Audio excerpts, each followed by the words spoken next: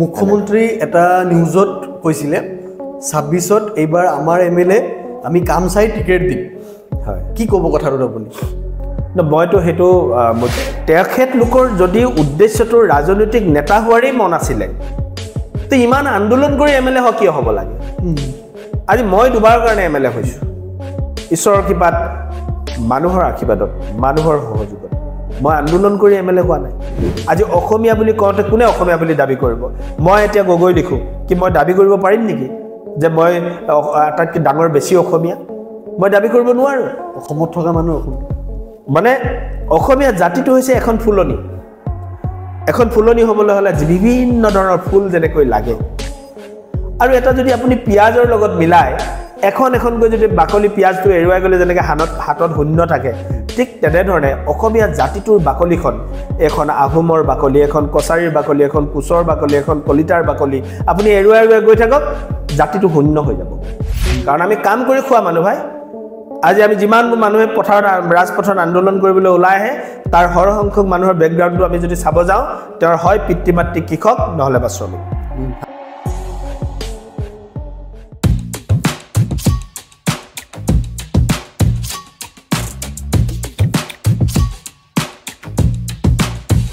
দাদা welcome to non political podcast thank you কি খবৰ দাদা ভালে আছোঁ তোমাৰ নিমন্ত্ৰণ ৰাখিবৰ কাৰণে আহিলোঁ আপুনি কথা বহুত কম পাতে আজি আমাৰ পডকাষ্টত কথা পাতিব লাগিব আপুনি চেষ্টা কৰিম হয় দিনটো কেনেকৈ বিজি থাকে আমাৰ দিনটো আচলতে মই নিজৰ দ্বাৰা নিজে পৰিচালিত নহয় আমি পৰিচালিত হওঁ বা মোৰ দৰে দলৰ বা ৰাজনৈতিক কৰ্মীবিলাক পৰিচালিত হয় ৰাইজৰ যোগেদি দিনটোৰ কাৰ্যসূচী বা কৰ্মসূচীখন মোক ৰাইজে নিৰ্ধাৰণ কৰি দিয়ে সেইকাৰণে মই নিজৰ ইচ্ছামতে দিনটোত একো কাম কৰিব নোৱাৰোঁ ৰাইজে মোক যি কৰিবৰ কাৰণে আহ্বান বা নিৰ্দেশ দিয়ে মই সেইমতে কাম কৰি থাকোঁ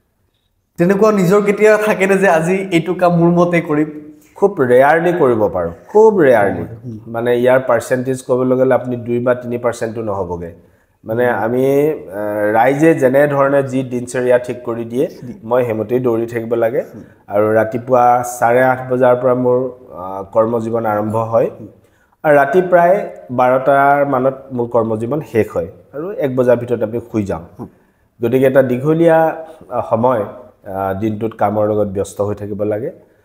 গতিকে সেইকাৰণে মই we are not govern by us but we are govern by the common people ৰাতিপুৱা উঠে কেতিয়া আপুনি টোপনিৰ পৰা ৰাতিপুৱা খুব বেছি 6টা বজাৰ ভিতৰত উঠি 7টা 7:30টাৰ ভিতৰত চাহ জলপান খাবলৈ ৰেডি হৈ যাওঁ আৰু 8টা 8:30টাৰ পৰা মানুহ লগ ধৰিবৰ কাৰণে আৰম্ভ কৰোঁ কাৰণ দৈনিক আমাৰ ঘৰলৈ বা মোৰ ঘৰতে কাৰ্যালয় আছে তো সেই কাৰ্যালয়ত প্ৰায় 200 পৰা 250 মানুহ আহে প্ৰত্যেক দিনাই মানুহ আহে বিভিন্ন ধৰণৰ সামাজিক সমস্যা ব্যক্তিগত সমস্যা পঢ়া লিখা ৰোগীয়া মানুহৰ সমস্যা ছাত্ৰ ছাত্ৰীৰ সমস্যা এনেকুৱা ধৰণৰ বিভিন্ন সমস্যা লৈ পেলাই কোনোবাই আকৌ ৰাস্তা পদূলিৰ সমস্যা বানগৰাখহনীয়াৰ সমস্যা কিবাকিবি বিভিন্ন ধৰণৰ ৰাজহুৱা সমস্যাবিলাক লৈ ৰাইজ মোৰ ওচৰলৈ আহে আৰু তেওঁলোকৰ সকলোকে সময় দিব লগা হয় গাঁৱৰ পৰা মানুহ আহে তেনেধৰণে বাগিচাৰ পৰা মানুহ আহে সকলোৰে কথা শুনিব লাগে আৰু সমস্যাবিলাক নিষ্পত্তি কৰাৰ চেষ্টা কৰিব লাগে এটা কথা আছে নহয় যে আমি এমএলএৰ প্ৰতি আমাৰ এটা বেছি এটা দায়বদ্ধতা থাকে কিবা এটা প্ৰব্লেম হ'লে মানে আমি প্ৰথমে এমএলএৰ ওচৰত যাম দাদা এইটো সলভ কৰি দিয়ক হয় কেতিয়াবা আপোনাৰ সেই কামটো কেতিয়াবা আপোনাৰ এনেকুৱা নালাগে যে মই সব কাম কৰিবলৈ এমএলএ হৈছোঁ নে কেতিয়াবা ফিল হয়নে তেনেকুৱা নাই ফিল মানে কেতিয়াবা হয় যদিও কথাখিনিতো আমি বহি প্ৰকাশ কৰিব নোৱাৰোঁ কাৰণ আমাৰ বাবে ৰাইজ বহুত ওপৰত ৰাইজেহে আমাক এখন আসনত বহুৱাইছে গতিকে ৰাইজৰ যিকোনো কথা শুনিবৰ কাৰণে আমি সদা প্ৰস্তুত থাকিব লাগে সেইকাৰণে যিকোনো ৰাজনৈতিক কৰ্মী বা জনপ্ৰতিনিধিৰ ওচৰত আত্মনিৰ্ভৰশীল মানুহ খুব কমকৈ আহে বা ধনী মানুহ খুব কমকৈ আহে সাধাৰণ শ্ৰেণীৰ যিসকল লোক খাটি খোৱা মানুহ কৰ্মজীৱী শ্ৰমজীৱী কৃষক বনুৱা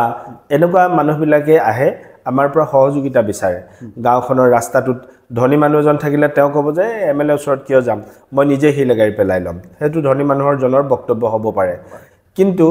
দুখীয়া মানুহ এজনে চিন্তা কৰিব ঘৰখন চলাবলৈকে দিগদাৰ ইয়াৰে গাড়ী হিল আনি আকৌ মই ক'ৰ পৰা পেলাওঁ 15-20 হাজাৰ টকা দি গতিকে যাওঁচোন বিধায়কৰ ওচৰলৈকে কি জানিবা ৰাস্তাটোৰ কিবা সমস্যা ওলাই এনেধৰণে ৰাজহুৱা সমস্যাবিলাক লৈ আহে গতিকে গাঁৱৰ মানুহবিলাক যেতিয়া আহে যিকোনো সমস্যাই নহওক কিয় আমি শুনিবৰ কাৰণে চেষ্টা কৰোঁ আৰু মোৰ যিটো আলোচনাৰ যিখিনি বিষয়বস্তু বা মোৰ যিটো শক্তিৰ যিটো সীমা তাৰ বাহিৰৰো কিবা বিষয় লৈ আহিলেও মই তেখেতলোকৰ পৰা কথাখিনি শুনো আৰু তেওঁক কিবা এটা উপায় দিবৰ কাৰণে চেষ্টা কৰোঁ কলেজ লাইফত থাকোঁতে ভাবিছিলনে যে এদিন MLA হ'ম বুলি সপোন আছিলেনে একচুৱেলি মই কলেজ যেতিয়ালৈকে পঢ়া আছিলোঁ মই কলেজত পঢ়া কামতেই ব্যস্ত থাকোঁ কলেজ আহোঁ প্ৰথমতে মই হায়াৰ ছেকেণ্ডেৰী মই গাঁৱৰ এলেকাত পঢ়িলোঁ নিজৰ মোৰ গাঁও আছিল লেঙেৰী চাংমাই গাঁও সেই গাঁৱৰ ভিতৰুৱা গাঁও এখন ৰাস্তা পদূলিৰ ব্যৱস্থা খুব নাছিলে ভাল তাতে মই সেই অঞ্চলটোতেই পঢ়িলোঁ হায়াৰ ছেকেণ্ডেৰীলৈকে তাতে পঢ়িলোঁ কিন্তু হায়াৰ ছেকেণ্ডেৰী পঢ়াৰ পাছত মোৰ লেঙেৰী অঞ্চলত কলেজ নাছিলে তেতিয়া পঢ়িবৰ কাৰণে দেউতাই মোক মৰাণলৈকে পঠাই দিলে আৰু সেই পঢ়িবৰ কাৰণেই মই কলেজলৈ মৰাণ কলেজত আহি নাম দাখিল কৰিলোঁ আৰু সেই সময়ত মই বৰ বেছি সামাজিকো নাছিলোঁ সামাজিক মানে গাঁৱৰ ক্লাবঘৰ পুথিভঁৰাল এইবিলাক মোৰ গাঁৱত পুথিভঁৰাল আছিলে ক্লাবঘৰ আছিলে সেইবিলাকত মই ছেক্ৰেটাৰী পৰ্যন্তও কৰিছিলোঁ কিন্তু অন্যান্য যিবিলাক সাধাৰণতে এজন নেতাগিৰি কৰা মই মানুহ নাছিলোঁ কাহিনীও নাছিলোঁ মই কলেজ জীৱনতো তেনেকৈ কলেজত মই কাহিনীও ইলেকশ্যনো খেলা নাই কলেজত এতিয়া আপোনাৰ ষ্টুডেণ্ট ইউনিয়ন বা কিবা এইবিলাকত প্ৰতিদ্বন্দ্বিতা হয় প্ৰতিযোগিতা হয় মই এইবিলাকত নকৰোঁ মই এইবিলাকত নাযাওঁ আৰু আমি সৰুৰ পৰা মই ছাত্ৰ আন্দোলন দেখিছোঁ কাৰণ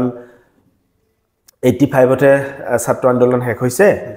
তাৰ আগৰ সময়ছোৱাত সৰু আছিলোঁ কিন্তু ছাত্ৰ আন্দোলন আমি তেতিয়া দেখিছিলোঁ আৰু আমাক সেই সময়ত স্কুলৰ পৰা উলিয়াই লৈ যায় আমি মানুহৰ লানিত সোমাই লওঁ আৰু যি ক'বলৈ কয় সেইমতে চিঞৰি আছিলোঁ একো জনা নাছিলোঁ যে আন্দোলনৰ উদ্দেশ্য কি লক্ষ্য কি একো সেই সময়ত আমি বুজি নাপাওঁ কিন্তু আন্দোলন চলিছে আন্দোলন কৰোঁ জোৰ জুমুঠি লৈও আন্দোলন হৈছিলে সেই সময়ত নিশাও আন্দোলন হয় চিঞৰ বাখৰ হয় কিন্তু আমি গৈছিলোঁ কিন্তু যেতিয়া মই বুজিব পৰা হ'লোঁ যেতিয়া আন্দোলন কি মানুহে কিয় কৰে এই কথাখিনি মই যেতিয়া বুজিব পৰা হ'লোঁ তেতিয়াৰ পৰা মই আন্দোলনত যোৱাটো বাদ কৰিলোঁ কাৰণ মই তেতিয়া বুজি পালোঁ যে আন্দোলনবিলাক বহু সময়ত মই 100% বুলি নাই কোৱা বহু সময়ত কি হয় আন্দোলনবিলাক নেতা নিৰ্মাণ কৰা কাৰখানালৈ ৰূপান্তৰিত হ'ল তেওঁলোকৰ ব্যক্তিগত যিবিলাক অভিলাষা তেওঁলোকৰ ব্যক্তিগত যিবিলাক আকাংক্ষা তেওঁলোকৰ ব্যক্তিগত যিবিলাক লক্ষ্য থাকে নিজৰ হিডেন এজেণ্ডা থাকে সেই এজেণ্ডাবিলাক পূৰা কৰিবৰ কাৰণে যে আন্দোলন বহু সময়ত হয় কিছু আন্দোলন মই সব আন্দোলন বুলি নাই কোৱা অসম আন্দোলনৰ কিছু ভাল দিশ আছিলে কিন্তু পিছৰ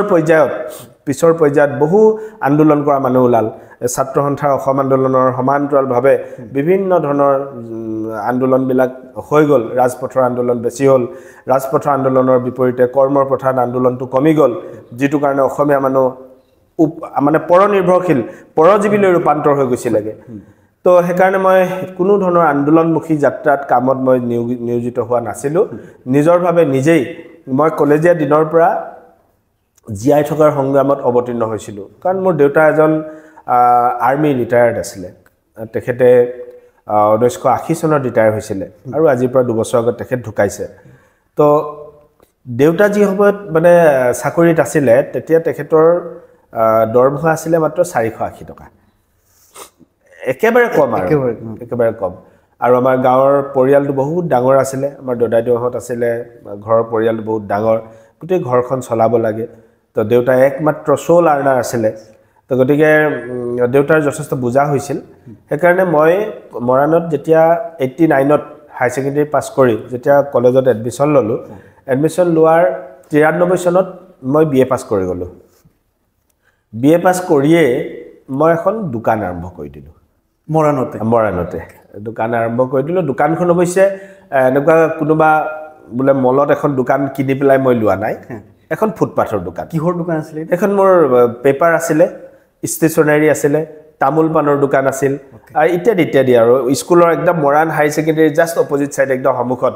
মানে স্কুলীয়া ল'ৰা ছোৱালীক যিখিনি প্ৰয়োজন হয় কমিক্সৰ পৰা আৰম্ভ কৰি এনেকুৱা ধৰণৰ যিখিনি আৰু মই কিতাপ পত্ৰ অলপ পঢ়ি ভাল পাওঁ মেগাজিন এইবোৰ ৰাখিছিলোঁ তো তেনেকৈ মই এখন দোকান চলালোঁ প্ৰায় 6-7 বছৰ সেই ঘুমটিখন মই চলালোঁ এতিয়া আমাৰ গাঁৱলীয়া ভাষাত ঘুমটি বুলিয়ে কয় তো সেইখন চলালোঁ চলোৱাৰ অন্তত তাৰ পৰা ব্যৱসায়টো তেনেধৰণে আত্মনিৰ্ভৰশীল হ'বৰ কাৰণে চেষ্টা কৰিলোঁ দেউতাৰ ওচৰত যাতে সদায় গৈ গৈ আমনি কৰি থাকিব নালাগে নহ'লে প্ৰত্যেকটো দেওবাৰে আকৌ যাওঁৱেই নহয় ঘৰলৈ হয় চাইকেল মাৰি যাওঁ 20 কিলোমিটাৰ নহয় বা বাছত যাওঁ তেতিয়া বাছৰ ব্যৱস্থা আছিলে তো তেনেধৰণে গৈছিলোঁ কিন্তু মই সেই দোকানখন যে আৰম্ভ কৰিলোঁ সেইটোৱে মোক মোৰ আৰ্থিক মানে যিটো অৱস্থা সেইটো মই অলপ সচল কৰি তুলিলে লাহে লাহে মই মোৰ অলপ 2 টকা পইচাৰ মই গৰাকী হ'বলৈ আৰম্ভ কৰিলোঁ আৰু তেনেধৰণে মই কি কৰিলোঁ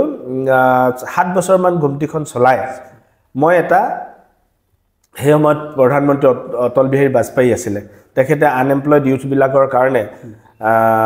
প্ৰাইম মিনিষ্টাৰ এমপ্লয়মেণ্ট গ্যাৰাণ্টি দিয়া মানে এটা স্কিম আছিলে PMEGP বুলি এমপ্লয়মেণ্ট গ্যাৰাণ্টি প্ৰগ্ৰাম বুলি তো PMEGPৰ পৰা 2 লাখ টকা দুজন বন্ধু একেলগে লগ লাগি 2 লাখ টকাৰ ঋণ ললোঁ আৰু সেই মোৰ ঘুমটিখনৰ বেক সাইডে এখন বজাৰ বনাই আছিলে তাতে দুইটা এটা দোকান ললোঁ ডাঙৰ এটা ৰুম ললোঁ প্ৰায় 12 ফুট বাই 15 ফুট এটা হ'ব ৰুম এটা ললোঁ দুইটা আৰু সেই সময়ত মানে কি আছিলে মানুহৰ হাতত মোবাইল নাছিলে মোবাইল থকা মানুহজন সমাজৰ আটাইতকৈ ধনী নামী দামী এনেকা ধৰণৰ মানুহ আছিলে গতিকে তেতিয়া আটাইতকৈ চলা বস্তু আছিল দূৰসংযোগৰ মূল ব্যৱস্থাটো আছিলে PCO তো আমি কি কৰিলোঁ এটা PCO আৰু এটা জেৰক্স মেচিন সেই নতুন দোকানত সেই নতুন সেটআপ এটা কৰিলোঁ PCO কাম জেৰক্স আৰু উইথ ষ্টেচনাৰী মোৰ লগৰ বন্ধু এজনৰ সৈতে আমি এখন দোকান এক্সট্ৰাকে কৰিলোঁ তাৰপিছত এই দোকানখনো মই সমান্তৰালভাৱে চলাই থাকিলোঁ তাৰপিছত যেতিয়া হিখন দোকানত অলপ মন দিব লগা হ'ল কাৰণ যৌথ ব্যৱসায় দুইজনে লগ লাগি কৰিছোঁ গতিকে বয়ো তাত থকাটো দৰকাৰ সি এবেলা থাকে মই এবেলা থাকোঁ তো তেনে অৱস্থাত এই দোকানখন মই ভাইটিক চমজাই দিলোঁ মোৰ প্ৰথম দোকান তো চমজাই মই সেই জেৰক্স কাম PCO দোকানখনত আমি অলপ ব্যৱসায়টো অকণমান ভালকৈ কৰিবলৈ আৰম্ভ কৰিলোঁ তাৰপিছত তেনেধৰণে ব্যৱসায় আগবাঢ়িলে আৰু ময়ো সেই সময়ত মই অলপ ৰাজনৈতিকভাৱে কোনো দলত প্ৰথমতে যোগাযোগ নাছিল কিন্তু পিছৰ পৰ্যায়ত মই এগৰাকী ব্যক্তি মোৰ তাতে থকা এগৰাকী ব্যক্তি মৰাণ কলেজত মোক যি অসমীয়া বিভাগত পঢ়াইছিলে তেখেতে professor doctor Dayananda Borgohain sir তেখেত আছিলে তেখেত যথেষ্ট গুণীজ্ঞানী মানুহ জ্ঞান বুদ্ধি থকা মানুহ আৰু তেখেতে আমাক অনুপ্ৰাণিত কৰিছিলে সেই সময়ত আমি ভাবিছিলোঁ তেখেত কংগ্ৰেছ দলৰ নেতা আছিলে আৰু সেই সুবাদত তেখেতে মোক দলীয় কিছু কাম কাজত তেখেতে মোক লগাই দিয়ে কংগ্ৰেছ দলত আৰু লগাই দিয়ে লাগোতে মই কিবা সমষ্টিটোৰ কাৰণে তেখেতৰ বাবে অলপ কাম কৰিব পৰা এজন মানুহলৈ ৰূপান্তৰ হ'লোঁ আৰু ওৱান কাইণ্ড অফ কোঅৰ্ডিনেটৰ হৈ গ'লোঁ মই গোটেই সমষ্টিটোত তেখেতৰ কাৰণে যোগ সংযোগ স্থাপন কৰা মানুহৰ মাজত গণসংযোগ কৰা এজন মানুহলৈ মই লাহে ৰূপান্তৰ হ'লোঁ মই অলপ মানুহৰ মাজত গৈ ভাল পাওঁ তো তেনেকৈ গৈ কথা বতৰা পাতোতে তেখেতে এদিন ক'লে যে তই কংগ্ৰেছত কিবা দায়িত্ব এটা ল'ব লাগে তো সেইটো মই তেনেকৈ 96-7 এনেকুৱাতে হ'ব মোক ডিব্ৰুগড় জিলা NSUৰ এজন প্ৰভাৱশালী কৰ্মী সুৰুজ দিহিঙীয়া আৰু আমাৰ ৰাজ্যিক NSUৰ এগৰাকী বিষয়ববীয়া সুশান্ত বৰগোহাঁই এই দুজন মানুহক মই লগ পালোঁ দয়ানন্দ বৰগোহাঁই ছাৰৰ যোগেদি লগ পাওঁতে দুইজন দেখোন ওচৰৰে মানুহ হৈ গ'লোঁ তো লগ পাই আমি কথা বতৰা পাতোতে তেওঁলোকে মোক ইনফ্লুৱেঞ্চ দিলে যে গগৈ আপুনি আহক যোগদান কৰক বিজেপিত মই যিহেতুকে কোনো দলতেই নাই আৰু অলৰেডি কিন্তু গোহাঁই ছাৰ হৈ পেলাই মই কংগ্ৰেছ দলত কামেই কৰি আছোঁ মোক চিনি পায় ল'ৰাটোৱে কাম কৰি থাকে তো মোক দায়িত্ব দিবলৈ বেয়া নাপালে লগে মোক ডিব্ৰুগড় জিলা NSUৰ ছেক্ৰেটাৰী পাতি দিলে সুৰুজ দিহিঙীয়া তেতিয়া সভাপতি তো তেনেধৰণে সুশান্ত বৰগোহাঁই ৰাজ্যিকৰ বিষয়ববীয়া তেখেতে আমাক গাইড কৰে আমি সিমান ৰাজনীতি নাজানো তেতিয়া তেখেতে ধুনীয়াকৈ গাইড কৰে তেখেত বাহিৰত থকা পাতো দিল্লীতো থাকে গুৱাহাটীতো থাকে বহুত কংগ্ৰেছ নেতাৰ লগত চিনাকি আছিলে তো তেনেকৈ আমাক কাম কৰাৰ এটা সুযোগ দিলে তো মই তেনেধৰণে ডিব্ৰুগড় জিলা NSUৰ প্ৰথম ছেক্ৰেটাৰী হ'লোঁ তাৰ পাছতে 2 বছৰৰ পাছত সুৰুজ দিহিঙীয়াৰ দায়িত্ব শেষ হ'ল তাৰপিছত মোক তেওঁৰ ঠাইত মোক সভাপতি পাতি দিলে ডিব্ৰুগড় জিলা NSUৰ সভাপতি মই 3 বছৰ কাল চলালোঁ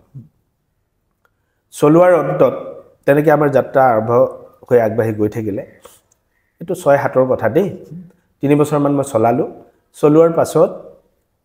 কিবা সেই সময়ত মানে 96-7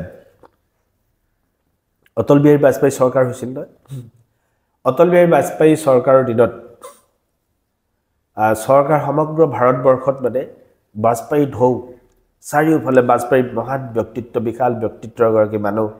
যিগৰাকী মানুহ চিৰ আকাংক্ষিত আছিল যে তেখেত প্ৰধানমন্ত্ৰী হ'ব লাগে তো হ'ল হোৱাৰ পাছত তেখেত তেনেধৰণে গৈ থাকিল আমিও অনুপ্ৰাণিত হ'লোঁ যে বাজপেয়ী যি ইমান ধুনীয়া শাসন চলাই আছে কিন্তু তেতিয়া অসমত কংগ্ৰেছ চৰকাৰ দেই বাজপেয়ী যিখিনি নীতি আদৰ্শ সেই আদৰ্শখিনিৰ প্ৰতি মই ক'ব নোৱাৰাকৈ ভিতৰুৱাকৈ মই আপ্লুত হৈ গ'লোঁ আপ্লুত হৈ যোৱাৰ পাছত সিদ্ধান্ত ল'লোঁ যে মই কংগ্ৰেছত নাথাকোঁ মোক বহুত মানুহে সুধিলে যে কংগ্ৰেছত কিয় নাথাকা ধুনীয়া কংগ্ৰেছৰ জয় জয়কাৰ চলি আছে এই মৰিহালিত গৈ তুমি কি কৰিব গৈ আছা ইয়াততো আৰু বিজেপি সময়ত বিজেপি কৰিবলগীয়া মানুহ নাই আমাৰ সমষ্টিত 10-15 জনমান মানুহ মাত্ৰ মানে মোৰ ডাঙৰ মানুহ এনেই 2-4 জন হয়তো মানে উঠিলে মানুহ এজনে 1500-2000 ভোট পায় আৰু তেনেকুৱা আৰু মোৰ ডাঙৰ মানুহ কাম কৰা মানুহ মাত্ৰ 15 জন মান এতিয়া ময়ো গৈ আৰু এজন তাত হ'বগৈ লাগে মাত্ৰ তাৰ বাহিৰে মোৰ সন্মুখত ভৱিষ্যত কোনেও একো দেখা নাই কিন্তু মোৰ ৰাজনৈতিক ভৱিষ্যতটো মই তাত গৈ কিবা হ'মগৈ এইবুলি মোৰ নহয়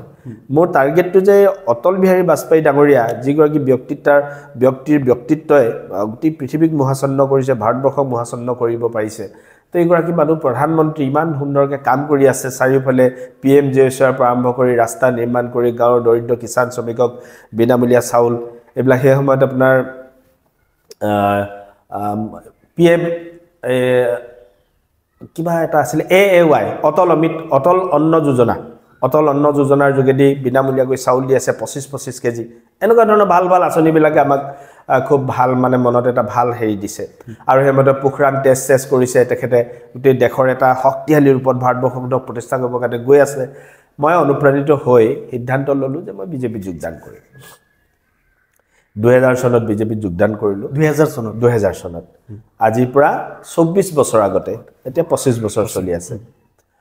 তো আজিৰ পৰা 24 বছৰ আগতে 2000 চনৰ কোনোবা এটা তাৰিখত সেই সময়ত আমাৰ ৰাজ্যিকৰ সভাপতি আছিল সন্মানীয় ৰাজেন গোহাঁই ডাঙৰীয়া তেখেত সভাপতি আছিল আৰু সেই সময়ত আমাৰ সাংগঠনিক সম্পাদক আছিল হৰকৃষ্ণ ভৰালী তেখেত আছিল আৰু এগৰাকী মানুহ আছিল ভি সতীশ চেন্ট্ৰেল নেতা তেখেতো এগৰাকী নেতা আছিল এই সকল ব্যক্তিৰ নেতৃত্বত মই মৰাণত যোগদান কৰিলোঁ মোৰ লগত সেই সময়ত NSত বহুত ল'ৰাও আছিল প্ৰায় 150-200 মান ল'ৰা লৈ পেলাই একেলগে মই যোগদান কৰিছোঁ তাৰ ফটো মোৰ এতিয়াও আছে তেনেধৰণে যোগদান কৰি ভাৰতীয় জনতা পাৰ্টিত মই মোৰ যাত্ৰা আৰম্ভ কৰিলোঁ আৰু সেই সময়ত যিহেতুকে ভাৰতীয় জনতা পাৰ্টিত মৰাণ সমষ্টিত মোৰ তেতিয়া সমষ্টিটোৰ নাম আছিল মৰাণ এতিয়া খোৱাং হৈছে নতুনকৈ তো মৰাণ সমষ্টিত তেনেধৰণে কাম কৰিব পৰা মোৰ নিচিনা ডেকা বয়সৰ মানুহ নাছিলে আগ্ৰহ লোৱা অলপ সমাজত কাম কৰি ভাল পোৱা তো লগে মোক ভাৰতীয় জনতা পাৰ্টিৰ খোৱাং মৰাণ সমষ্টি কমিটিৰ সেই সময়ত সমষ্টি কমিটি আছিলে মোক ছেক্ৰেটাৰী বাব দি দিলে আৰু মোৰ সেইটো যেন কিবা এটা সুযোগ দিলে গোটেই সমষ্টিটোক ভালকৈ পৰিচিত হ'বৰ কাৰণে মই দোকানো চলাওঁ কিবা কৰোঁ এনেধৰণে কষ্ট মষ্ট কৰি দয়ন্দ বৰগোহাঁই ছাৰে যিহেতুকে তেখেতৰ কামত মোক নিয়োগ কৰিছিলে গতিকে মোক এখন তেখেতে মটৰচাইকেলো কিনি দিছিলে গিফ্ট দিছিলে হেৰি মানে সেই সময়ত মটৰচাইকেল সস্তাও আছিলে 35-40 হাজাৰ টকা আছিলে তো তেনেকৈ মটৰচাইকেল এখন দিছিলে কিন্তু তেলটো মই নিজে ভৰাওঁ কেতিয়াবা 50 টকা এটা দি দিয়ে 30 টকা 40 টকা দাম আছিলে তেলৰ কিন্তু মই মেক্সিমাম পইচা মোৰ দোকানৰ উপাৰ্জনেৰে মই খৰচ কৰিবলৈ আৰম্ভ কৰিলোঁ আৰু এটা মানুহৰ মৰম চেনেহ যেতিয়া পাওঁ মানে এই পইচাটোলৈ মই ৰৈ থাকিবলৈ মন নাযায় কাইলৈ বোলে অমুকত বিজেপিৰ মিটিং এখন হ'ব মানুহ 15টাই হ'ব কিন্তু তথাপিও হেঁপাহ যে বিজেপিৰ মিটিঙত যাম তাৰ অৰ্গেনাইজ কৰিব লাগিব তো তেনেধৰণে গোটেই সমষ্টিটোত ঘূৰি পকি এইফালে দোকানো চাওঁ আৰু এই এখন দোকান ভাইটিক যিহেতুকে চলাব দিলোঁ এই দোকানখনৰ মই লাহে সিদ্ধান্ত ল'লোঁ যে দোকানখন মই এৰি দিয়া ভাল যিহেতুকে মই টাইম দিব নোৱাৰা হৈ গৈ আছোঁ কাৰণ মোৰ দায়িত্ব বাঢ়ি গৈ আছে মই প্ৰথম সম্পাদক হ'লোঁ বিজেপিৰ আমাৰ সমষ্টি কমিটিৰ তাৰ পাছত আকৌ সমষ্টিবিলাকক আকৌ ভাগ কৰিলে ব্লক ৱাইজত আকৌ কমিটি হ'ল মই খোৱাং ব্লক এলেকাত আকৌ সভাপতি পদ পালোঁ সাধাৰণ সম্পাদকো কৰিলোঁ বেলেগ এজন ব্যক্তিৰ নেতৃত্বত তাৰপিছত মই সভাপতি হ'লোঁ এনেধৰণে মই গৈ জিলাৰ যুৱ মৰ্চাৰ সভাপতি হ'লোঁ যুৱ মৰ্চাৰ সভাপতি হৈ আকৌ ডিষ্ট্ৰিক্ট ছেক্ৰেটাৰী পৰ্যন্ত হ'লোগৈ আৰু ডিষ্ট্ৰিক্ট ছেক্ৰেটাৰী হৈ থকাৰ সময়তেই 2016 চনত মোক দলে টিকেট প্ৰদান কৰিলে তো এনেধৰণে গৈ থাকিলোঁ দলৰ কাৰণে কাম কৰি আৰু সেই যাত্ৰা আৰম্ভ কৰি সেই সময়ত তেনেধৰণে পৰিয়ালটোকো মই আগবঢ়াই লৈ গ'লোঁ মোৰ ভাই দুটা আছিলে ভনী এজনী আছিলে সিহঁতকেইটা গোটেইকেইটাকে এটা এটা দোকান কৰি দিলোঁ তেতিয়াই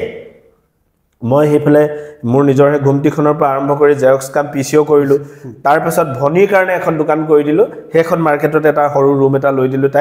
তাইক দুটা মেচিন কিনি দিলোঁ অকণমান মই ৰখাই দিছোঁ যে ঘৰৰ গোটেইখিনি মানুহকে দোকান কিয় বেলেগ চাকৰি মাথা নামৰাই নিজৰ ব্যৱসায় তাৰ লৈ গৈছিলে চাকৰিটো চব সেই সময়ত কংগ্ৰেছ চৰকাৰ আছিলে কংগ্ৰেছ চৰকাৰৰ দিনত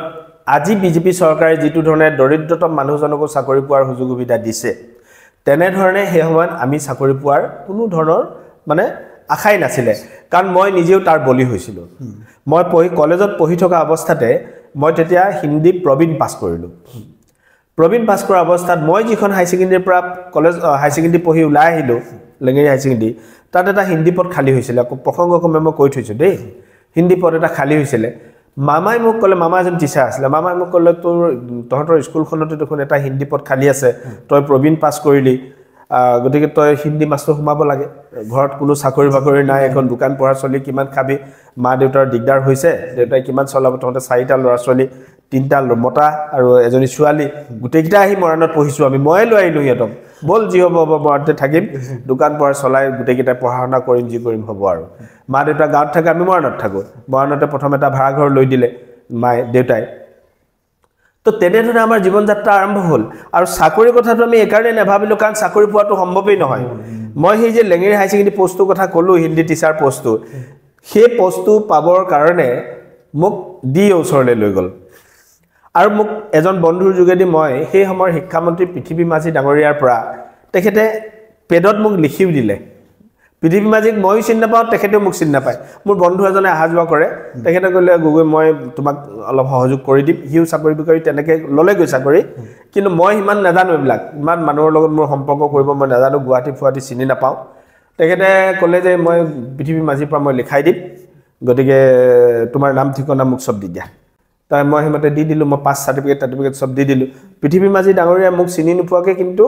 চাকৰি এটা পাৰিলে ল'ৰাটোক দিব লাগে বুলি লিখিও দিছিলে সেই কাগজ হৈ পেলাই মামাৰ লগত এদিন গৈ মই বিঅ' অফিচত গ'লোঁ বিঅ' অফিচত বিঅ' নহয় DEO' district elementary education office এই অফিচত গৈ তাত চম দত্ত বুলি এজন ব্যক্তি আছিলে ক্লাৰ্ক হয় হেড ক্লাৰ্ক সেই ব্যক্তিজনৰ লগত গৈ মামাই কথা বতৰা পাতিলে সিদ্ধান্ত হ'ল যে অলপ পইচা দিব লাগিব সিদ্ধান্ত হ'ল 50,000 মান টকা দিব লাগিব তো মামাই কি কৰিলে ঘৰত দেউতাই পইচা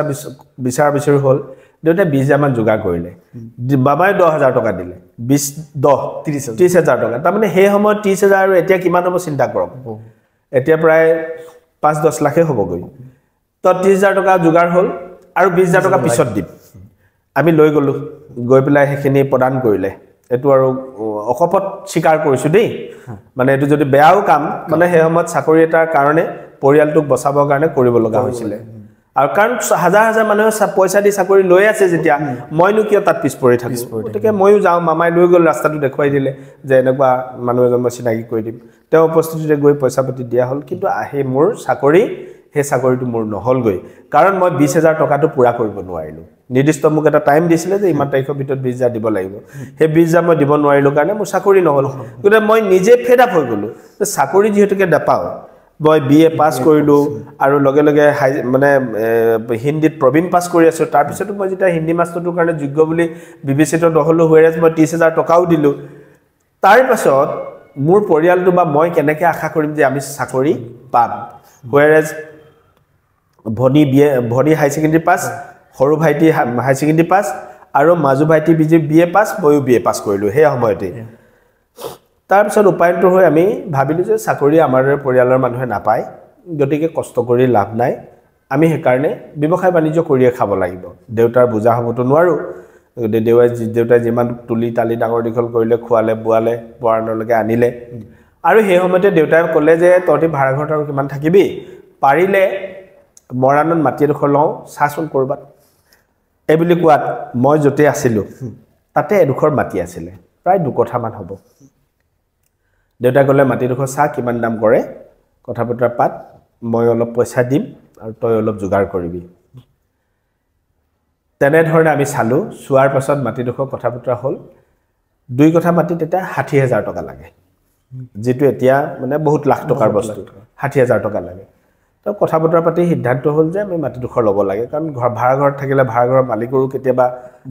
কথা বতৰা শুনিব লাগে খেলিমেলি হয় তো সেইকাৰণে স্বতন্ত্ৰীয়ভাৱে ল'ৰাকেইটা থাকক বুলি দেউতাই ভাবি মাটিডোখৰ লোৱাৰ সিদ্ধান্ত দি তেখেতে মোক প্ৰায় ৪০,০০০ মান টকা দিলে আৰু মই ২০,০০০ মান টকা দিলোঁ তেখেতৰ সেই সময়তে ইঞ্চুৰেঞ্চৰ এটা পইচা মুকলি হৈ গৈছিলে দেউতাৰ তো সেই ইঞ্চুৰেঞ্চৰ পইচাটো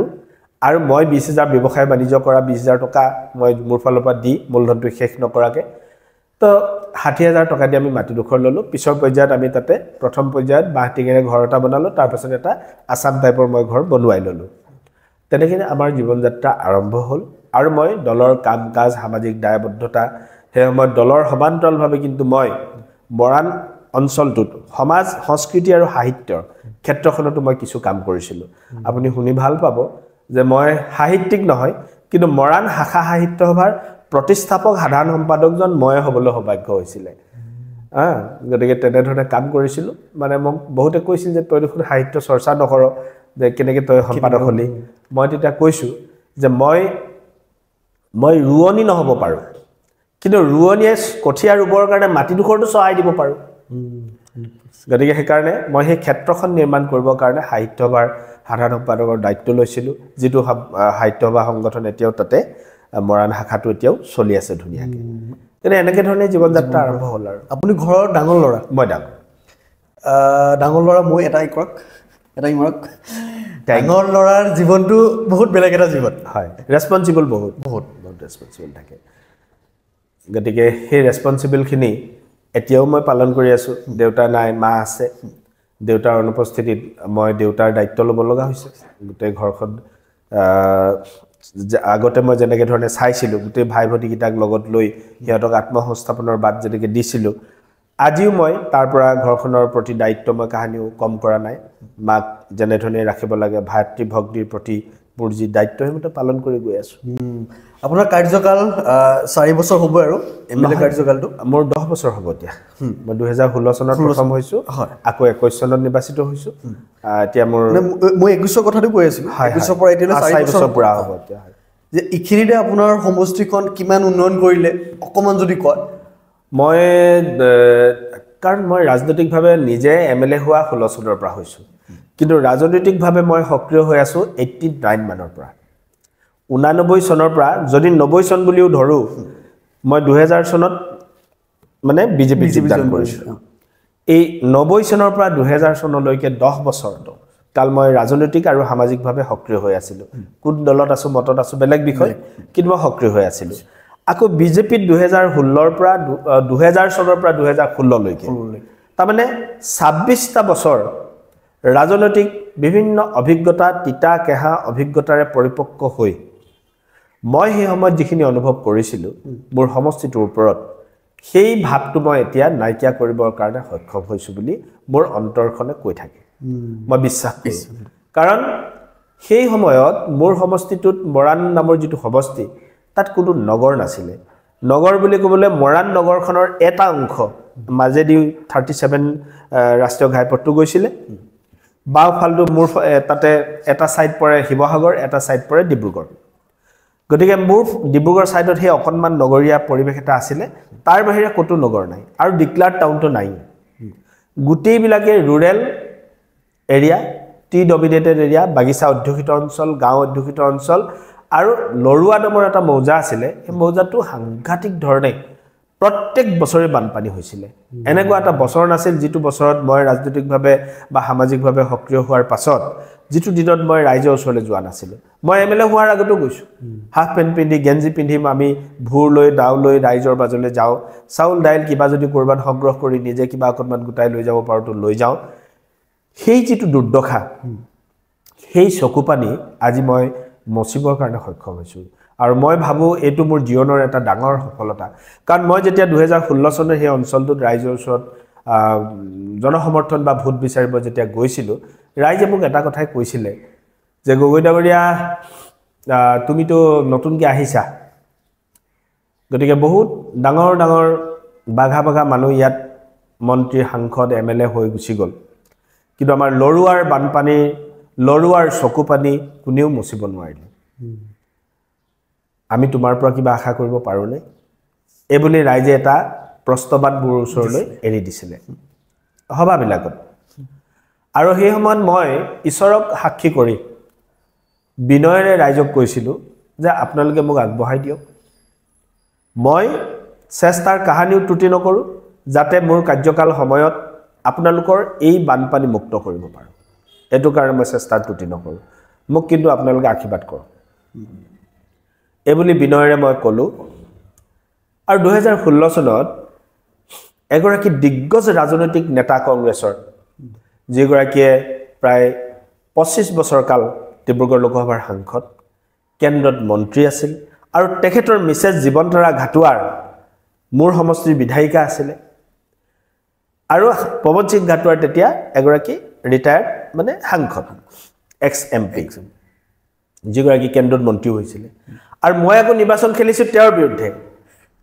মানে কংগ্ৰেছত সিদ্ধান্ত হৈ আছিলে যে জীৱন্তৰা বাইদেউ খেলিব কাৰণ তেখেতে চিটিং এমএলএ আছিলে কিন্তু লাষ্টত সিদ্ধান্ত কৰিলে হয়তো মোক লৈ কিবা চিন্তিতও হ'ল নে কি হ'ল নেজানো মই কিন্তু লাষ্ট মুহূৰ্তত সিদ্ধান্ত সলনি কৰি কংগ্ৰেছে সিদ্ধান্ত ল'লে যে মৰাণ সমষ্টিত জীৱন্তৰা ঘাটুৱাৰ বাইদেৱে নেখেলে পৱন সিং ঘাটুৱাৰেহে চক্ৰ গগৈৰ লগত খেলিব এইটো মানে তেওঁ ফাইনেল কৰিলে তো নিৰ্বাচন মই যিহেতুকে একেবাৰে নতুন মানুহ মই যিটো পৰিয়ালৰ পৰা গৈছোঁ নিজে সংগ্ৰাম কৰি জীয়াই থকা মানুহ সেই পৰিয়ালৰ পৰা নিজৰ গাঁঠিৰ ধন শক্তি সামৰ্থ্যক হাৰুগত কৰি মই কেনেকৈ আগবাঢ়িম এইটো আজ মাই বিগ মানে প্ৰব্লেম আৰু এটা ডাঙৰ চিন্তাও আছিলে তো তেনেধৰণে তথাপিও ৰাইজক কথা কিন্তু দি দিছিলোঁ মই যে মই আপোনালোকে মোক আগবঢ়াই দিয়ক মই কিবা কৰিম এইটো কৈছিলোঁ এতিয়া মানুহে কয় যে পৱন সিং ঘাটৰ নিচিনা মানুহে নোৱাৰিলে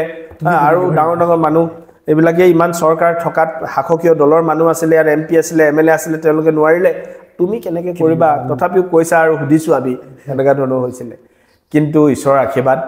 আমি সেইখিনি আজি লৰুৱাৰ বানপানী মুক্ত কৰিবৰ কাৰণে সক্ষম হৈছোঁ তাৰ উপৰিও যোৱাবাৰ হঠাৎ দিহিঙৰ যি বানপানী বিভীষিকাময় বানপানী মোৰ লৰুৱাত নহৈ পেলাই খোৱাং মৌজাত হ'ল সেই বানপানীৰ বাবেও এবাৰ মাননীয় মুখ্যমন্ত্ৰী ডক্টৰ হিমন্ত বিশ্ব শৰ্মা ডাঙৰীয়া আৰু জলসম্পদ বিভাগৰ মন্ত্ৰী পীযুষ হাজৰিকা ডাঙৰীয়াৰ আন্তৰিক প্ৰচেষ্টাৰ বাবে আজি মই 29 কোটি টকা পাবৰ কাৰণে সক্ষম হৈছোঁ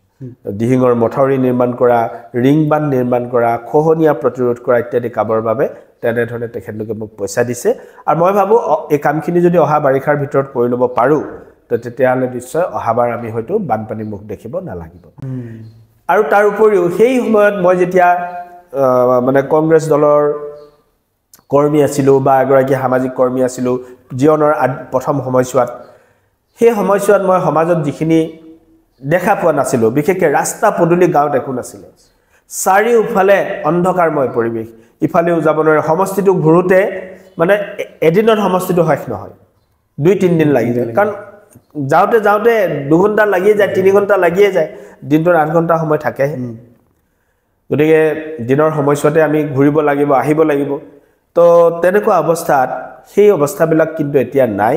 আৰু বিজুলী নোহোৱা গাঁও এতিয়া একেবাৰে কমি গ'ল বিজুলী বাতি নোহোৱা গাঁও সেই সময়ত বিজুলী নোহোৱা গাঁও এনেকুৱা আছিলে যে মানুহে মোক গাঁওখনত বিজুলী সংযোগ কৰিব যোৱা দিনা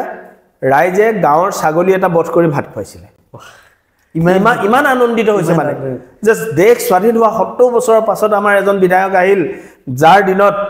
এখন চৰকাৰ আহিল বিজেপিৰ যাৰ দিনত আমি গাঁওখনত বিজুলীৰ পোহৰ দেখিবৰ কাৰণে সক্ষম হৈছোঁ নহ'লে বাগিচাৰ বহু লাইনৰ মানুহে গাঁৱৰ বহু ভিতৰুৱা মানুহে বিজুলী কেনেকৈ লাইটটো জ্বলে ফেনখন কেনেকৈ ঘূৰে এইটো চাবৰ কাৰণে সিহঁতে মোমায়েকৰ ঘৰলৈ পঠিয়াব লগা হৈছিলে ল'ৰা ছোৱালী যা মোমায়েকৰ ঘৰত বিজুলী আছে ফেন কেনেকৈ ঘূৰে চাই আহিবিগৈ লাইট কেনেকৈ জ্বলে চাই আহিবিগৈ কাৰণ বিজুলী বাতিৰ পোহৰ নাছিলে কিন্তু বিজেপি চৰকাৰৰ দিনত সেই সময়ৰ মাননীয় মুখ্যমন্ত্ৰী সৰ্বানন্দ সোণোৱাল ডাঙৰীয়া তেখেতৰ দিনতো আমি যথেষ্ট কাম কৰিবৰ কাৰণে সক্ষম হৈছোঁ আৰু তেতিয়া আমাৰ বিত্তমন্ত্ৰী আছিল ডক্টৰ হিমন্ত বিশ্ব শৰ্মা ডাঙৰীয়া বৰ্তমানৰ মুখ্যমন্ত্ৰী এই দুয়োগৰাকী ব্যক্তিৰ মহৎ আৰু মহান প্ৰচেষ্টাৰ বাবে আমাৰ মৰাণ সমষ্টিটোক এটা নতুন ৰূপত সজাবৰ কাৰণে মই সক্ষম হৈছোঁ আৰু বাগিচাই আমি বিভিন্ন ধৰণৰ স্কুল কলেজৰ পৰা আৰম্ভ কৰি বাগিচাত এতিয়া আমি মডেল হায়াৰ ছেকেণ্ডেৰী নিৰ্মাণ কৰি আছোঁ ইতিমধ্যে মোৰ সমষ্টিত প্ৰায় 4খন স্কুল মডেল হিচাপে বাগিচাত নিৰ্মাণ হৈছে ৰাস্তা পদূলিও বাগিচাত আমি নিৰ্মাণ কৰি আছোঁ বিজুলী অলৰেডি দি শেষেই হৈ গৈছে আৰু তেনেধৰণে অংগনবাড়ী কেন্দ্ৰ মডেল অংগনবাড়ী কেন্দ্ৰ যাৰ দাম 25 লাখ টকা তেনেকুৱা ধৰণৰ অংগনবাড়ী কেন্দ্ৰ আমি নিৰ্মাণ কৰি আছোঁ আৰু গাঁওবিলাকৰ যিখিনি হাই ছেকেণ্ডেৰী স্কুল আছিলে সেইবিলাকক আমি মডেল হাইস্কুল হিচাপে হাই ছেকেণ্ডেৰী হিচাপে নিৰ্মাণ কৰিবৰ কাৰণে 7 কোটি 8 কোটিকৈ টকা অসম চৰকাৰে এতিয়া দি আছে মই প্ৰায় 4খন স্কুল ইতিমধ্যে মই চেংচন পাইছোঁ আৰু দুখনৰ কাম ইতিমধ্যে আৰম্ভ হৈছে বাকিখিনি এতিয়া মানে চেংচন প্ৰচেছত আছে সোনকালে আমি টেণ্ডাৰ শেষ হোৱাৰ লগে লগে আমি কাম কৰাব পাৰিম মুখ্যমন্ত্ৰী এটা নিউজত কৈছিলে 26ত এইবাৰ আমাৰ এমএলএ আমি কাম চাই টিকেট দিম হয় কি ক'ব কথাটো আপুনি মইতো সেইটো মুখ্যমন্ত্ৰী ডাঙৰীয়াক আদৰণি জনাইছোঁ কাৰণ কাম চাই টিকেট দিয়া কথাটো হ'ল যে যোগ্য মানুহ এজনক টিকেট দিয়া 100% গম পাই যোগ্য মানুহজনেহে কাম কৰে গতিকে কোন যোগ্য কোন যোগ্য আমাৰ নেতৃত্বই নিৰ্বাচন কৰিব সেইখিনিত মই দাবী কৰিব নোৱাৰোঁ কাৰণ মই তুলাচনীত নিজে জপিয়াই উঠি ল'ব নোৱাৰোঁ সেইখনত মোক নি পেলাই তুলি দিব লাগিব তেতিয়াহে মই গম পাম যে মই যোগ্য গতিকে সেইখিনি পিছৰ বিষয় সেইটো নেতৃত্বই সিদ্ধান্ত ল'ব মাননীয় মুখ্যমন্ত্ৰী ডাঙৰীয়াই সিদ্ধান্ত ল'ব কিন্তু সেই যোগ্যতাৰ তুলাচনীত বা মাপকাঠিত মই উন্নীত হ'বৰ কাৰণে মই যে অহুপুৰুষাৰ্থ কৰিম বা কৰি আছোঁ এইটো ধৰোঁ কাৰণ আমাৰ দায়িত্ব হৈছে সমাজৰ সেৱা ৰাইজৰ প্ৰতি উৎসৰ্গীকৃত ভাৱনাৰে কাম কৰিবৰ বাবে আমাক ৰাইজে নিৰ্বাচিত কৰিছে এবাৰৰ বাবে নহয় দুবাৰৰ কাৰণে মোক নিৰ্বাচিত কৰিছে ৰাইজৰ প্ৰবল বিশ্বাস আৰু আস্থা নাথাকিলে এজন মানুহে দ্বিতীয়বাৰলৈ বিধায়ক হোৱাটো ইমান উজু কাম নহয় আজি কেজৰিৱালৰ দৰে ব্যক্তিওতো হাৰিছে নাহেৰা হাৰিছে গতিকে আমাৰ নিচিনা নিষ্কিন নিথৰুৱা মানুহকো যেতিয়া দ্বিতীয়বাৰৰ কাৰণে দায়িত্ব দিছে মই অন্তৰত থিতাপি লৈছোঁ চিন্তাৰ থিতাপি লৈছোঁ যে মই বুজি লৈছোঁ যে ৰাইজে মোক নিশ্চয় বিশ্বাস আৰু আস্থাত ৰাখিছে গতিকে ৰাইজে ৰখা সেই বিশ্বাস আৰু আস্থাৰ প্ৰতিদান মই মোৰ কৰ্মৰ যোগেদি দিব লাগিব তাৰ বেলেগ কোনো উপায় নাই কাৰণ মই কাকো চামুচ দি ভাত খুৱাই শেষ কৰিব নোৱাৰোঁ মোৰ সমষ্টিত 2 লাখতকৈ অধিক মানুহ আছে আৰু কোনো মানুহে কিন্তু মোৰ পৰা এইটোও নিবিচাৰে যে বিধায়কজনে আমাক চামুচ দি ভাত খুৱাই থাকক এইটো নিবিচাৰে কাৰণ এতিয়া মানুহে সেলফ ৰিলায়েন্ট অৰ্থাৎ আত্মপ্ৰতিষ্ঠা সেলফ মানে যেটো কি বুলি কম সেলফ সাফিসিয়েন্সি নিজৰ ওপৰত নিজে নিৰ্ভৰশীল হ'ব পৰাকৈ উৎপাদন কৰিবৰ কাৰণে মানুহ এতিয়া আগ্ৰহৰ হৈছে সেই তাহানিৰ ঢৌ ধুমুহা আন্দোলনমুখী যিবিলাক চৰিত্ৰ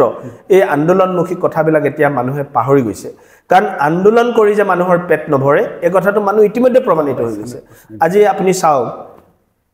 কা আন্দোলনত নামনি অসমত কা আন্দোলনৰ প্ৰভাৱটো খুব কম আছিল কিন্তু আমাৰ উজনিত আমাৰ অসমীয়া ডেকা মানুহখিনিক এনেকুৱা ধৰণে মানে প্ৰভাৱ এটা বিস্তাৰ কৰাই দিছিলে যেটো আছিল সম্পূৰ্ণ আবেগৰ ওপৰত প্ৰতিষ্ঠিত যত কোনো যুক্তি নাছিল তাৰ আছিল মাত্ৰ আবেগটো কি অসমীয়া মানুহৰ জাতি মাটি ভেটি বিজেপিয়ে কৰবাত হৰলুকি কৰিব বিজেপিয়ে কৰবাত বিকি দিব অসমীয়া মানুহৰ মাটিত আনি বাংলাদেশী ইয়াত ৰোপণ কৰিব সংস্থাপন দিব আৰু আন্দোলনকাৰী সেই সময়ৰ নাম নকওঁ দুগৰাকী আমাৰ গগৈ উপাধিধাৰীয়ে নেতা এই দুগৰাকী নেতাই এনেকৈ মানুহক ক'লে যে অসমলৈ 1 কোটি 20 লাখ বাংলাদেশী আহিব বিজেপি আনিব আৰু গাঁৱৰ মানুহবিলাকক গৈ ক'লে দাদা এই আপোনাৰ এই ডাঙৰ কঠিয়ানি বাৰীখন যে আছে এই বাৰীখন কিয় এনেকৈ থৈ দিছে আন্দোলনৰ ওলা কা আন্দোলনৰ ওলা কিন্তু দেই নহলে আপোনাৰ কঠিয়ানি দানি বাংলাদেশী ৰোপণ কৰিব বিজেপি আনি বাংলাদেশী সংস্থাপন কৰিব ইয়াত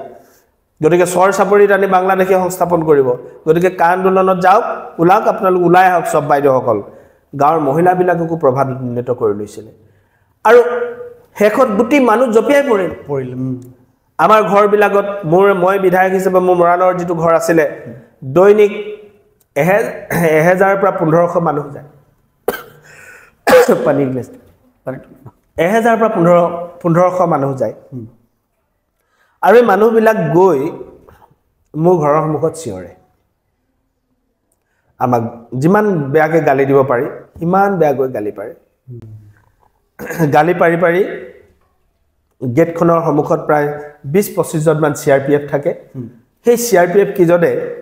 ৰখিয়া হিচাপে থকা কাৰণে হয়তো সাবুৱাৰ বিধায়ক বিনোদ হাজৰিকাৰ দৰে হয়তো মোৰ ঘৰটো জ্বলাৰ পৰা ৰক্ষা পৰিলে নহলেতো মোৰ ঘৰ জ্বলিলে দৈনিক 15-20 মানে দৈনিক 1000 পৰা 1200 মানুহ যায় তব জোৰ লগাই যায় আৰু কেইটামান টায়াৰ জ্বলায় মটৰচাইকেল টায়াৰ টেক্সি টায়াৰ নাই টাউনৰ পৰা যায় টাউনত মানুহখিনি গোট খায় টাউনৰ পৰা 500 মিটাৰ দূৰত মোৰ ঘৰ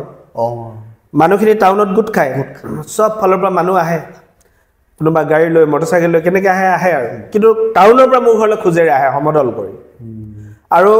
টায়াৰ জ্বলাই ভাৰ কৰি আনে আৰু ভাৰ কৰোঁতে বাঁহডাল যে ভৰাই মাজত সেই বাঁহডাল হ'লেতো জ্বলি যাব গতিকে পাইপ এডাল ভৰাই লয় মই সেইটোও চাইছোঁ পাইপ এডাল লোহাৰ পাইপ এডাল দি ভৰাই 4-5টা টায়াৰ জ্বলাই ভাৰ কৰি আনে আৰু আনি মোৰ ঘৰৰ গেটখনৰ সন্মুখতে থয়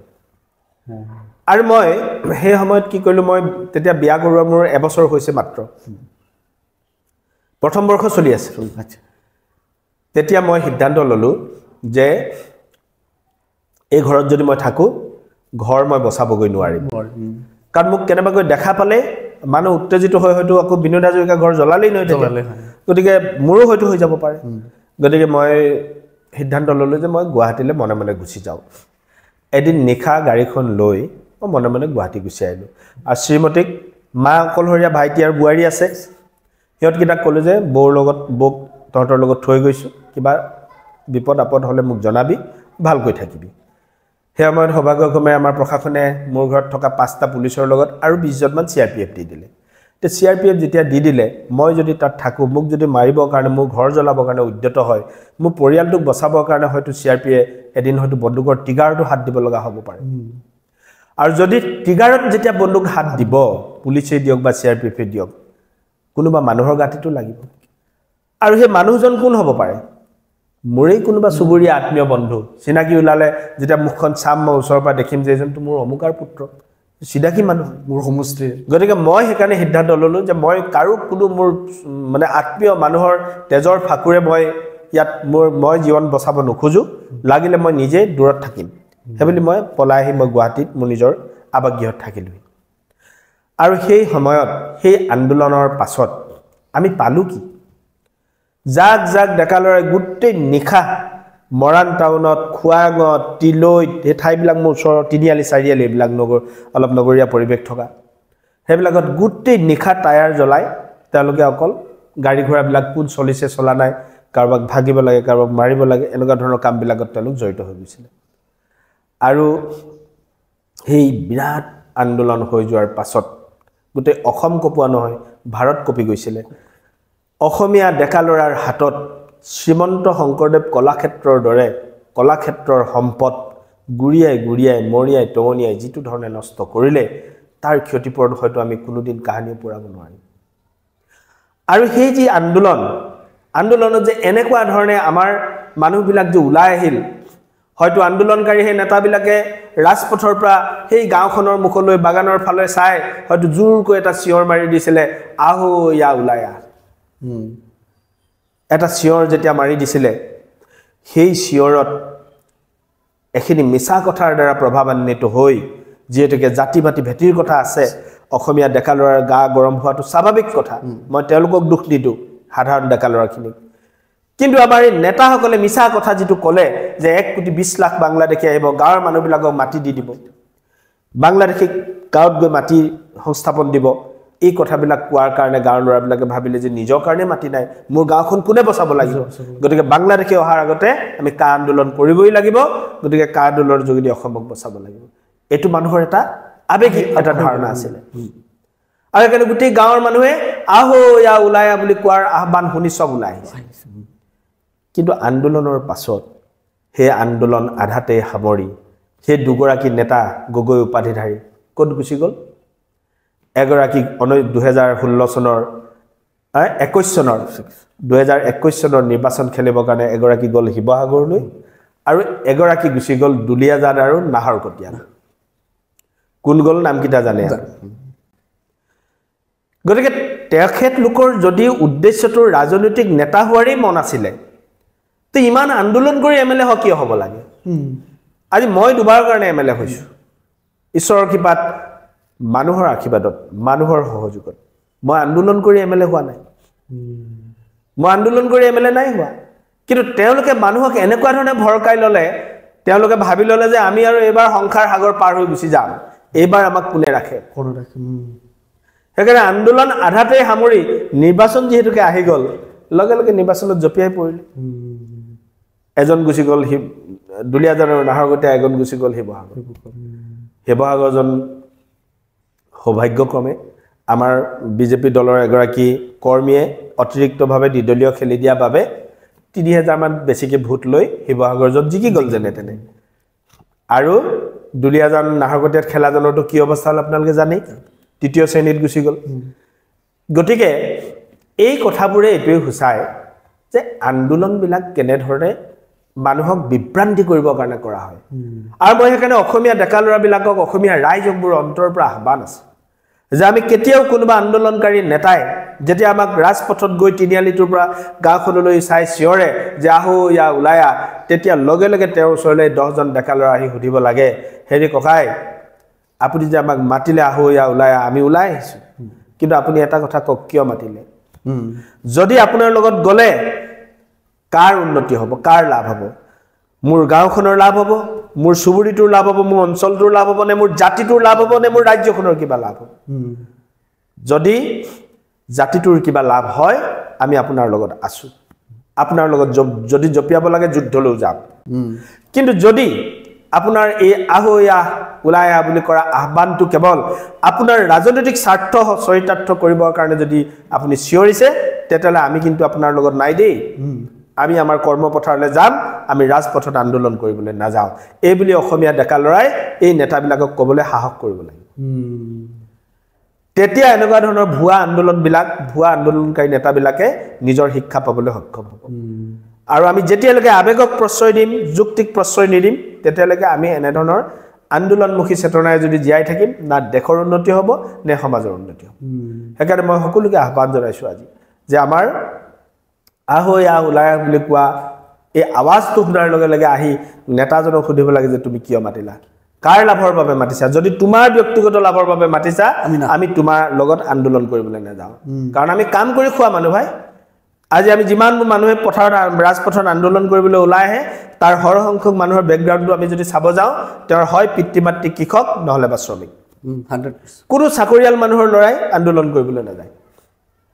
তেওঁলোকে নিজৰ নিজৰ ধান্দাত পঢ়া শুনা ব্যৱসায় বাণিজ্য এইবিলাকত লাগি থাকে আৰু আমি গয়া যিসকল আমি কৃষক শ্ৰমিকৰ সন্তান বাগিচাৰ সন্তান আমি কেতিয়াবা এনেধৰণৰ কথাবিলাকত মানে আবেগিক হৈ আন্দোলনত জপিয়াই পৰোঁ কিন্তু শেহতীয়াকৈ মই দেখিছোঁ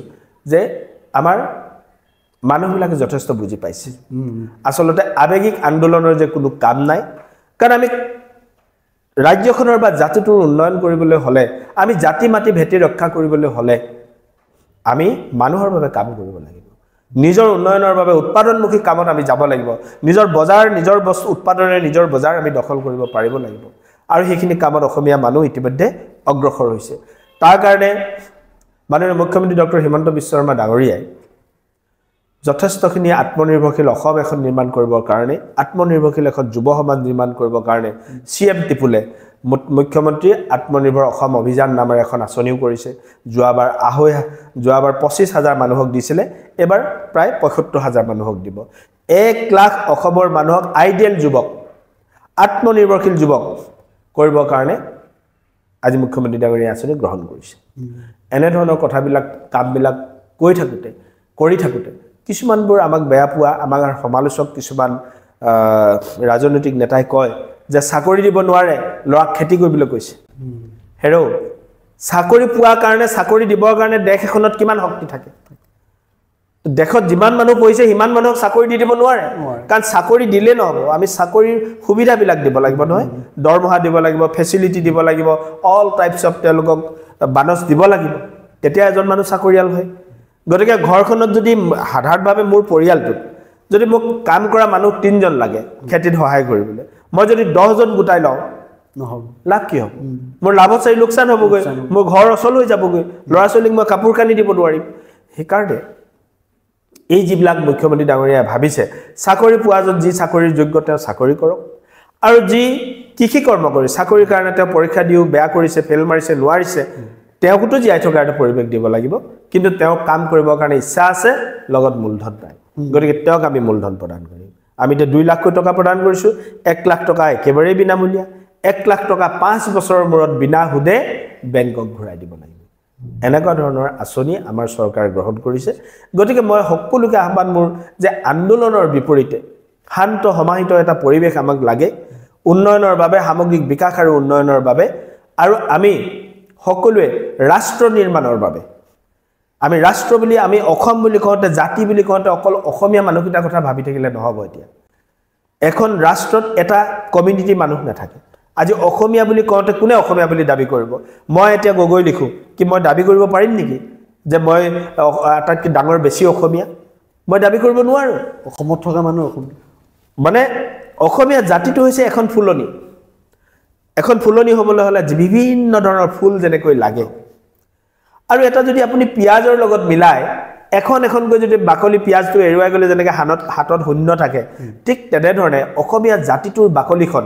এখন আহোমৰ বাকলি এখন কছাৰীৰ বাকলি এখন কোচৰ বাকলি এখন কলিতাৰ বাকলি আপুনি এৰুৱাই গৈ থাকক জাতিটো শূন্য হৈ যাব সেইকাৰণে কোনেও অতি অসমীয়া হ'ব নালাগে আমি সকলোৱে অসমীয়া আৰু সেইকাৰণে কেতিয়াবাতো মই কওঁ যে আমাৰ কেতিয়াবা মানুহে কয় যে আজি বিহাৰ ইউপিৰ পৰা অহা মানুহক কোনোবাই অসমীয়া বুলি ক'ব নোখোজে মইতো কওঁ যে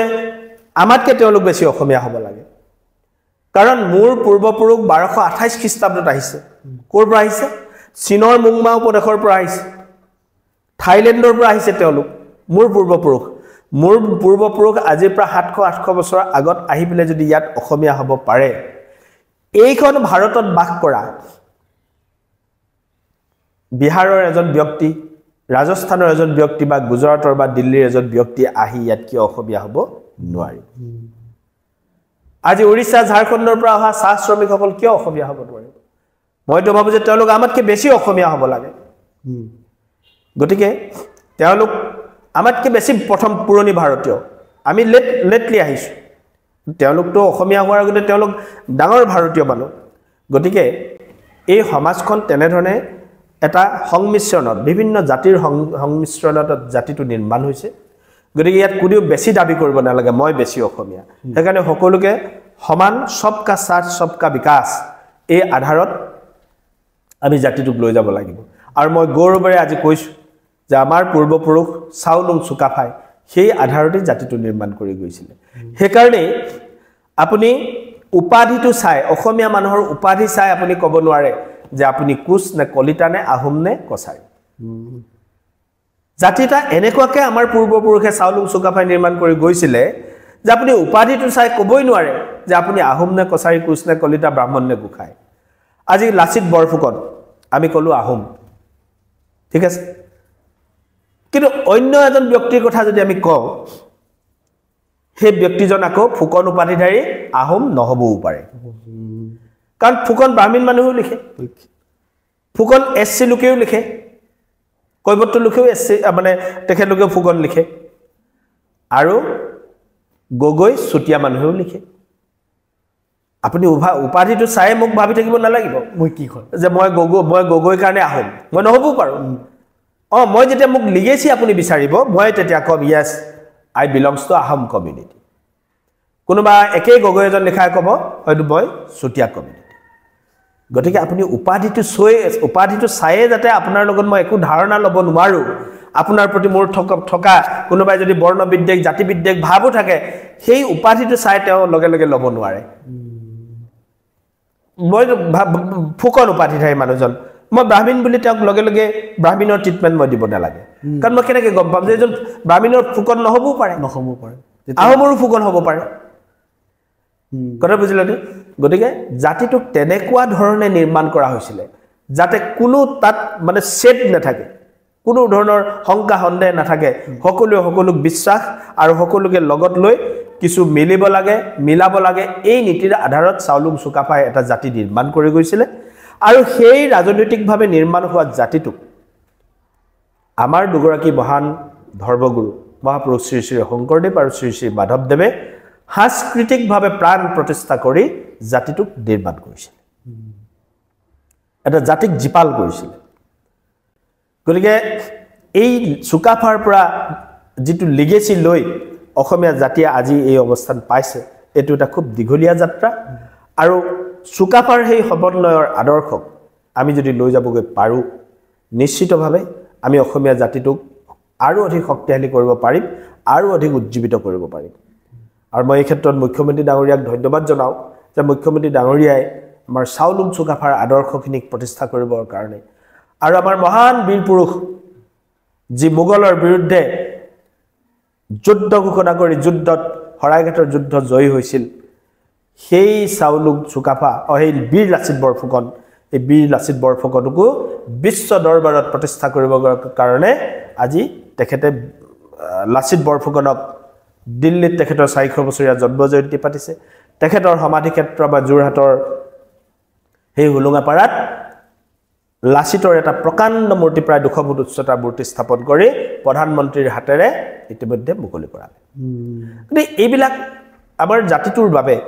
গৌৰৱৰ বিষয় মুখ্যমন্ত্ৰী ডাঙৰীয়াক মই এখানে ধন্যবাদ জনাইছো অৱশ্যে লাচিত বৰফুকন বা চাওলুং চুকাফা কেৱল আহোমৰ সম্পদ নহয় এয়া অসমীয়াৰ সম্পদ কাৰণ জাতিটো নিৰ্মাণ কৰোঁতে অসমীয়া হিচাপে নিৰ্মাণ কৰিছে সেইকাৰণে মই ভাবো যে আমি এই সমন্বিত প্ৰচেষ্টাৰে আগন্তুক দিনত আগুৱাই যাব লাগে আমাৰ নন পলিটিকেল লাষ্ট আৰু এটা ৰাউণ্ড আছে এটা ফোন কল আমি বৌক ফোন কৰিম আপোনাৰ এটা ভাল গুণ এটা বেয়া গুণ জানিম আমি আপুনি বৌক ফোন লগাই দিয়ক আচ্ছা এইটো ডাঙৰ কথা বিহাৰ প্ৰথম বাৰ্ষিকত আন্দোলন আৰম্ভ হ'ল তাৰপিছত আহি গ'লে গুৱাহাটীত ঠিক বৌবা এতিয়া আছে ক'ত কি কৈছে ৰবা লাউড স্পিকাৰ দিয়ক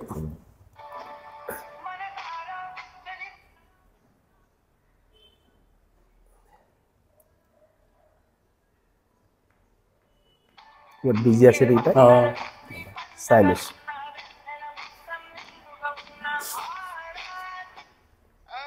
ও আৰাধ্যা মই পডকাষ্টত আছো হা পডকাষ্টত আছো এতিয়া তোমাক মানে কিবা এটা সুধিব খুজিছে পডকাষ্ট কৰা ব্যক্তিগৰাকীয়ে তো তুমি কথা পাতাচোন হেল্ল'